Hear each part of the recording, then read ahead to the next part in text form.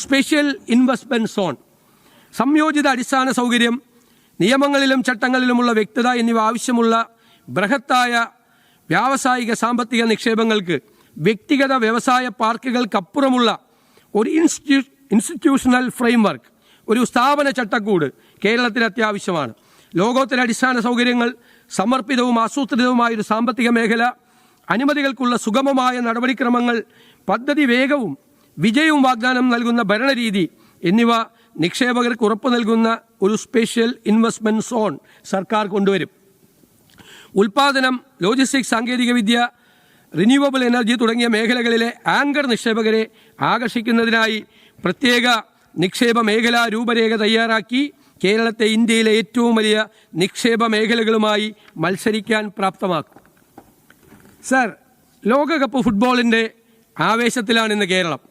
കായിക കേരളത്തിൽ ഫുട്ബോൾ പ്രതിഭകളെ കണ്ടെത്തി പരിശീലനം നൽകുന്നതിനും അന്താരാഷ്ട്ര മത്സരങ്ങൾ സംഘടിപ്പിക്കുന്നതിനും ലോക നിലവാരത്തിലുള്ള ഒരു ഫുട്ബോൾ സ്റ്റേഡിയം ആവശ്യമാണ്. അന്താരാഷ്ട്ര നിലവാരത്തിലുള്ളതും ആധുനിക സൗകര്യങ്ങളോട് കൂടിയതുമായ ഒരു ഫുട്ബോൾ സ്റ്റേഡിയം മലബാറിൽ നിർമ്മിക്കും.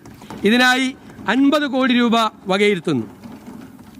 സർ, ബ്രാൻഡ് കേരളം, സുഗന്ധവ്യഞ്ജനങ്ങൾ, സമുദ്രോൽപ്പന്നങ്ങൾ, കൈത്തറി ഉൽപ്പന്നങ്ങൾ, ആയുർവേദ കൂട്ടുകൾ, കശുവണ്ടി, കയർ എന്നീ കേരളീയ ഉൽപ്പന്നങ്ങളുടെ ഗുണനിലവാരം ലോകപ്രശസ്തമാണ്.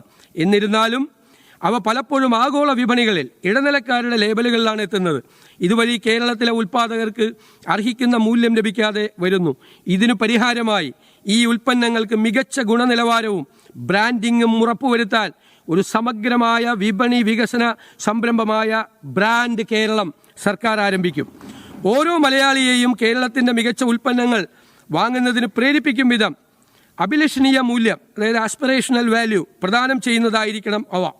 ഗുണനിലവാരവും ആധികാരികതയും ഉറപ്പു നൽകുന്ന ഒരു സർട്ടിഫിക്കേഷൻ ചട്ടക്കൂടായ കേരള മാർക്ക് വികസിപ്പിക്കുന്നതിനും നിയന്ത്രിക്കുന്നതിനും വേണ്ടി ഒരു പ്രത്യേക സംവിധാനമുണ്ടാകും.